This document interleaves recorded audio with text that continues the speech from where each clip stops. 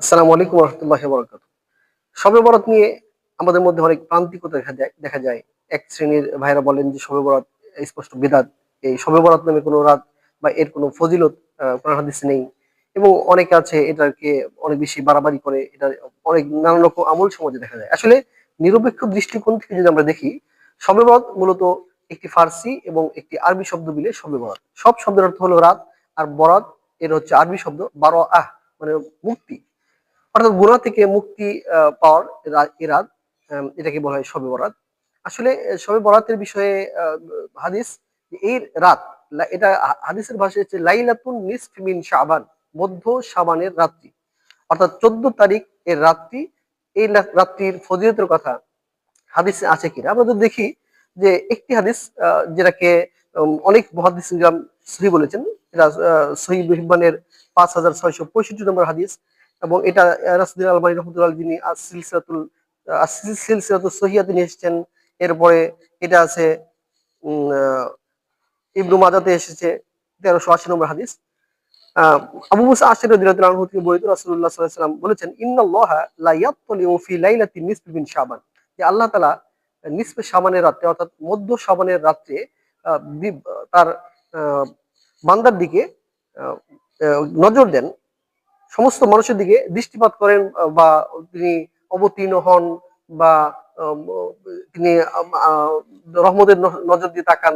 বিভিন্ন শব্দ এসেছে যে আল্লাহ তাআলা তার সৃষ্টির দিকে রহমতের দৃষ্টি তাকান বা নজর করেন, দৃষ্টিপাত করেন। ফায়াগ ফিরুলি জামি খলকি, আল্লাহ তাআলা তার সমস্ত সৃষ্টিকে মাফ করে দেন। ইল্লা লি মুশরিকিন আও মুশাহিন, তবে মুশরিক এবং বিদ্বেষ পরায়ণ ব্যক্তিদের, যারা হিংসা বিদ্বেষ করে, তাদেরকে আল্লাহ মাফ করেন না।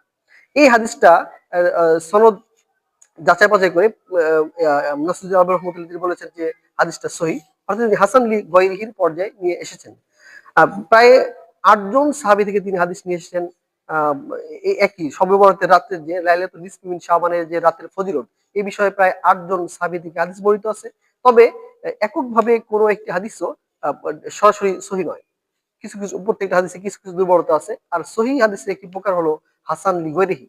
যদি কোনো হাদিসের মধ্যে যদি অল্প দুর্বলতা থাকে, একাধিক যদি রাবি থেকে যদি হাদিসটা বর্ণিত হয়, তাহলে হাদিসটা শক্তিশালী হয়ে যায়। এই হাদিসটাকে শুধু নাসিরুদ্দিন আলবানী রহমতুল্লাহ তিনি সহিহ বলেননি, তিনি শাইখ শহীব আরনাউত রহিমাহুল্লাহ তিনি বলেছেন হাদিসুন সহিহুন বিশাওয়াহিদি, শাহেদের কারণে হাদিসটা সহিহ। এরপরে ইবনু তাইমিয়া রহমতুল্লাহি আলাই মাজমু মাজমুল ফতোয়ার মধ্যে বলেছেন যে লাইলাতুল নিসফি মিন শাবান ফাকাদ রুইয়া ফি ফাদলিহা মিনাল আহাদিসিল মারফুআ ওয়াল আথার। লাইলাতুল নিসফি মিন শাবানের ফজিলত সম্পর্কে, এই রাতের ফজিলত সম্পর্কে অনেক মারফু হাদিস এবং আথার বর্ণিত আছে। মা ইয়াক্তাজি আন্নাহা লাইলাতুল মুফাদ্দালা, এগুলো দাবি করে যে এই রাত্রিটা ফজিলতপূর্ণ, বড় একটা গুরুত্বপূর্ণ রাত।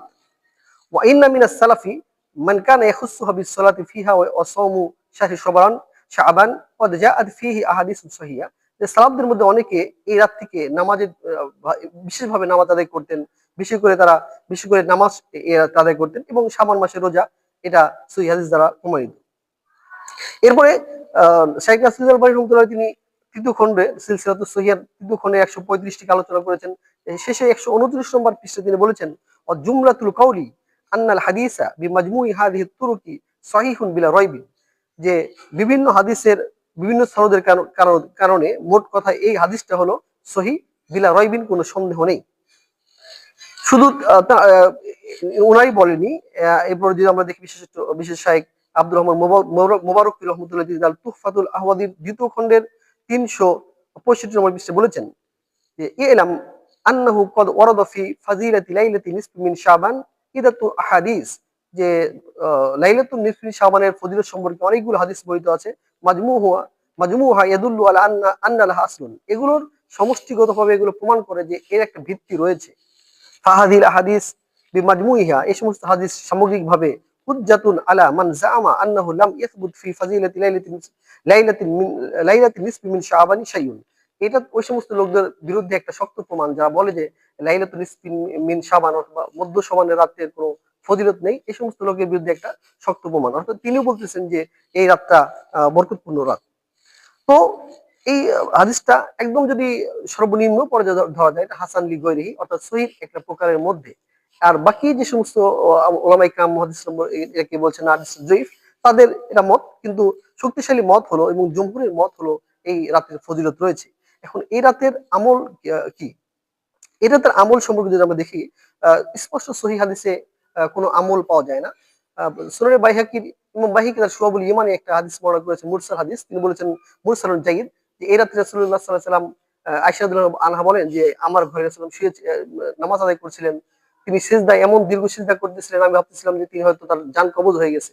আমি তার বৃদ্ধাঙ্গুলে নাড়া দিলাম, তিনি নড়ে উঠলেন। এরপর নামাজ শেষ করার পরে বললেন, তুমি কি জানো আজকে এটা কোন রাত?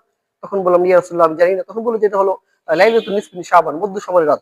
এই রাতে আল্লাহ তাআলা তার বান্দাদেরকে ক্ষমা করে দেন, এবং তিনি বান্দাদেরকে বলতে থাকেন যে কেউ কি আছো ক্ষমা প্রার্থনা করো, আমি তাকে ক্ষমা করে দিব। ওয়া ইয়ারহামুল মুস্তারহিমিন, এবং যারা আল্লাহর কাছে রহমত চায়, দয়া চায়, তাদেরকে আল্লাহ তাআলা দয়া করেন। এই হাদিসটা মুরসাল এবং জাইদ, মুরসাল হলেও ইমাম বাইহাকি বলেছেন যে হাদিসটা উত্তম।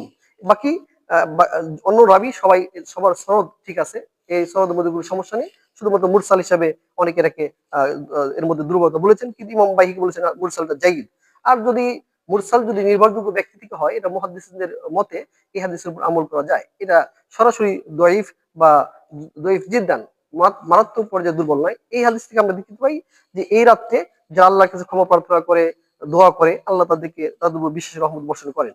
আর বিশেষ করে শবে বরাতের পরের দিন, অর্থাৎ 15 শাবানের রোজাটা, এই ব্যাপারে কোনো সহিহ হাদিস নেই।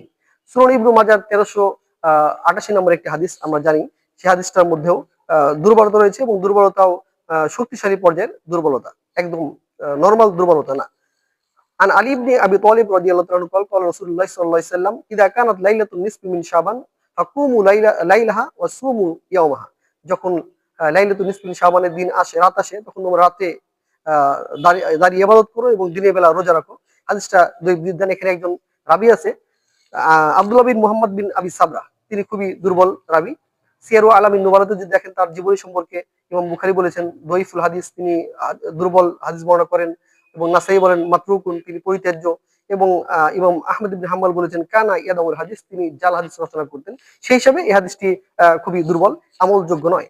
তো शेखुल इस्लाम ताकी उस्मानी হাফিজুল্লাহ তিনি বলেছেন যে ইসকে বাদ আগলে দিন জো হ্যায় यानी 15 শাবান, এর পরের দিন অর্থাৎ 14তম রাতের পরের দিন 15 শাবান, इसके रोजे के बारे में कोई হাদিস সহি নেই। এর ব্যাপারে, এই দিনের রোজার ব্যাপারে, 15 তারিখ রোজার ব্যাপারে কোনো সহি হাদিস নেই। इसके बारे में जो হাদিস है वो कमजोर है, দয়ীফ है।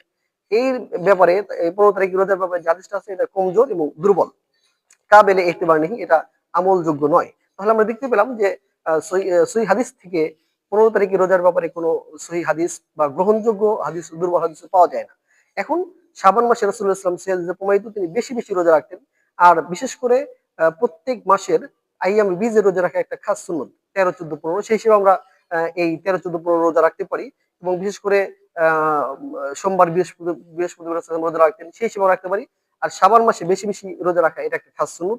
এই জন্য আমরা আসল বাড়াবাড়ি এবং ছাড়াছাড়ি থেকে মুক্ত হই। আর যদি যে দুর্বল হাদিস বা মুরসাল জাইদ হাদিস থেকে আমরা প্রমাণ পাচ্ছি রাসূলুল্লাহ সাল্লাল্লাহু আলাইহি ওয়াসাল্লাম তিনি একাকী ইবাদত করেছেন, লোকজন নিয়ে একদম জমাট হয়ে, একত্রিত হয়ে তিনি ইবাদত করেননি, এমনকি তার স্ত্রীকেও জাগিয়ে তুললেন। আরো কিছু দয়ীফ হাদিসে আছে রাসূলুল্লাহ কবর জিয়ারত করে কবরবাসীর জন্য দোয়া করেছেন। এটা একাকী করা যেতে পারে।